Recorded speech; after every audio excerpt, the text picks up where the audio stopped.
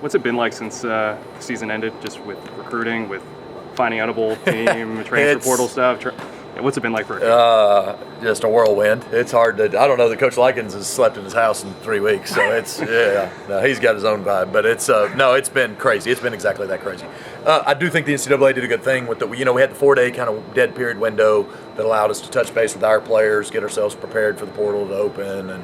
But once it went to contact period on the 5th, it's just been, it's been a crazy 12 days. Obviously, losing our official visit weekend this weekend, we kind of had to use that Monday, Tuesday. So I've never done back-to-back official visits where we had 9 and then 9 or whatever it is that we had. We ended up with, I think, 20 guys through here in the last 4 days. So that's a lot of fogo to chow. I'm not going to eat till Christmas. So it's, but it's been fun. I do think we're doing some good things to help our team. It's fun getting prepared for this bowl game. The most important thing is that we finish for them, all the investment that this team's made in us, and this staff being here. So we want to make sure that we're as prepared as we can be for them. And we're excited to go out there and play against a great opponent. So, obviously, you guys are preparing for the game, wanting to win, but it does kind of feel like there's a different energy around the practices for the bowl game. What's that like, kind of seeing them maybe have a little more fun and be maybe a little more relaxed than especially the grind of the end of the season for you guys? That's right. The number one goal is always to win. We got to go out there to win, right? The most enjoyable thing about the postseason is winning, so it's that way you don't have the bad taste in your mouth as you leave out of this thing. But I do think that there is an element to the bowl game is supposed to be a reward. That's the beauty of the bowl system. I think there's a lot, and the bowl system's getting beat up a lot right now, and it's really a great reward for teams like ours that are in this position, that we're not in the playoff fight, and we get a chance to go out there and take these guys, see a place that they've never seen against an outstanding opponent on national television. There's great reward for that. So we want to make sure that while they're here and they're enjoying it, they're finishing up finals, they've been busy too. They're finishing up finals, that we give them a great experience. And so there is some lightheartedness to it. Now we're still intentional and serious about winning. I'm walking straight in here to make sure we get third downs, red zones. Then we got to go recruiting again this afternoon, and and then we got to go home and pack and load the play. So we're still 100 miles an hour, but we want to make sure that one, we're preparing to win. Two, that this is an enjoyable experience for them. At the end of practice, Coach Lashley brought Tanner Mordecai up in front of the team, said something about him, and then turned it over to him. Can you share anything about what Coach said about him or what he said to his teammates? I'm sure you'll have an opportunity to talk to Tanner, and that's kind of up to him. It was heartfelt, honestly, for us. I think Tanner don't ever say anything. So for him to say, I'd like to take a second to speak to the team, that was kind of his moment to deliver that information. So I was proud of him. Man, what an awesome honor to be able to coach that guy for a year and see his development, what he's done, and he's taken our team to a different level. And all those things that we challenged this entire senior class on when we arrived here a year ago was talking about finishing and doing that. This is, I know Coach Lashley's mentioned through some of these stats, but we won, 5 out of our last 7. We've only been 3-1 in November twice since they joined this conference. I don't think we've won a bowl game since we joined this conference. So it's, and then we went 5-3 for only the second time since they've joined this conference. They've finished above 500. So the other time, I guess, being 19. But so they really took some of those goals to heart, and we got to see that finish there in November that we talked about. And he was a huge part of that. Tanner was a huge part of that and leading us there. And so it was great. I'll let you talk to Coach Lashley and Tanner about what if they want to share that. But it was a really neat moment, I thought. Are you a coffee guy? No, but I'm getting more so than I used to be. So it's I had never touched coffee until I became a coordinator, and then now it's a little bit different animal, And I also have 4 kids now, with the 5th one coming here in about 3 weeks. I figured I better get whatever the Holy Spirit doesn't give me, I better supplement with coffee. Yeah. Throwback question. What do you remember from your time as a GA? Oh man.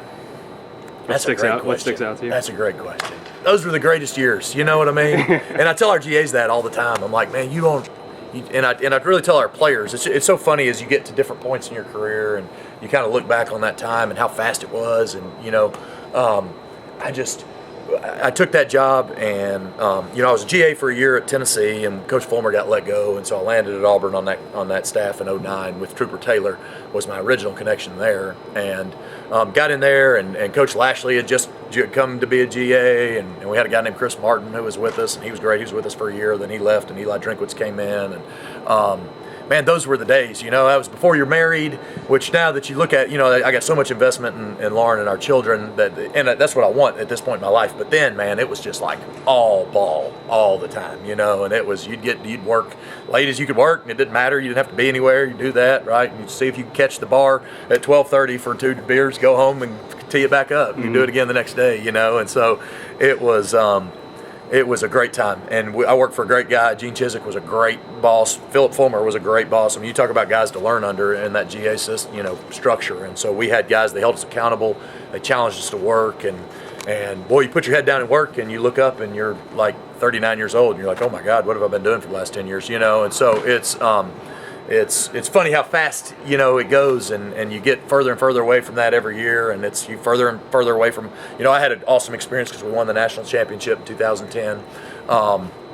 And maybe the best coaching job we ever did was 2011 because we lost like 32 starters. I mean, we lost 32 seniors off of that 10 team. Came back and went 8-5 and beat Virginia to Peach Bowl. But it was those were great days. They were fun, man. It was all about football. It was all about learning. And it was work, and we all acted like we knew a whole lot about football, and none of us had any idea what we were doing, And the older I get, the more I realize how little I knew, And so, but it was a great time to make great relationships. That was a lot of fun to see guys like Travis Williams, who's the defensive coordinator at UCF, was a GA with me and Rhett. And Eli was there obviously, and getting a chance to do that. So I'm just keeping up with those guys. We've got kind of a group chat on the side that we make sure that we keep up with those guys. Eric Link's a guy that is coaching special teams at Missouri right now, and Trent Walker's a high school coach in Alabama, head coach there, and Tommy Joe Whidden's a high school head coach in Florida right now. And just those are all guys. Karibi Dede, I'm not sure where Cap's at right now, but he was at Colorado State last I heard. But great times with all those guys, and that's kind of who you build your relationships with early in those careers. And it's funny to look back, I think, as you look at the state of college football right now and how many connections I have to different people and where I worked with them and all that. But it really all boils down to like who you know, when you knew it, and that's. You kind of try to convey that to these young guys now, the players, and then also these young GAs, man, like. Somebody's going to hit it. Somebody's going to hit it, and you need to make sure that you've got the relationship enough to push forward. Dustin Landry was a guy that I forgot to mention. He's a co-DC down at Southeast Louisiana, and they just went deep in the playoffs. So it's fun to watch and keep up with those guys. Got 2 more. Coach has kind of talked about how the bowl game stands alone. It doesn't really define this season. It doesn't really do anything for next season because of players coming in and out. But how much can some guys who might get more opportunities, Moochie with Rasheed out, and maybe an offensive lineman here and there, and some other spots. How much is it kind of an audition for those younger guys to show what they can do in a game against a good opponent going into the offseason? Yeah, I think that's important. I do think that it's different than when I played. When I played, every bowl game was January 2nd. And you had 15, it was like spring practice. You came in and it was just a slugfest for 15 days in December. So you got an extra, you know what I mean? So there was, to your point, there was a lot of more emphasis on development of the next year's team and getting all that. And it's not as much about that anymore. And they've moved everything up, which I think is good. It allows the kids to get home and go have Christmas still and do the things that we didn't get to, used to get to do. And, there's obviously opportunity that's going to show up, and just like there is in any game, but this is certainly one of those against an opponent like BYU, in an environment that's a national television opportunity, and it's going to be some like harsher weather and stuff that, can they respond and show up and do the things that we didn't do 3 or 4 weeks ago down in New Orleans, that we want to make sure that we've challenged our team from that standpoint to make sure that we got to respond better this go round. When you talk about the weather and the fact that you're without Rashee Rice and Dylan Goffney and Jake Bailey and Bo Corrales, how does that change the way you can design and call plays next week, specifically in the passing game? Well, truly the heartbeat of our pass game is Tanner. So as long as he's the guy that's the point of pulling the trigger, then I don't, it's just plugging in a pair of hands in there to make sure that we get the ball caught. But you got to be respectful of that. But we've got guys like Carter Campbell that have been he's just been busting his ass waiting his turn the whole season, right? And it's ever since we walked set foot on campus. And he may play 3 plays and he may play 25 plays. But I know we know what we're going to get out of Carter, and we're really excited to watch guys like him. It'll be great to watch Moochie in a environment where he's like the man now that we're relying on you. Okay, let's see how much of this you really want, and so. Seeing all that measure, I don't know that it's going to change our game plan as much. You know what I mean? We got to carry on. Well, as long as we got 8 leading us, then we got a chance to execute the entirety of our offense, I think. And so it's good. This 2 weeks has kind of helped some of those banged and bruised guys become less banged, less bruised. So hopefully we can carry that team and roster through the game.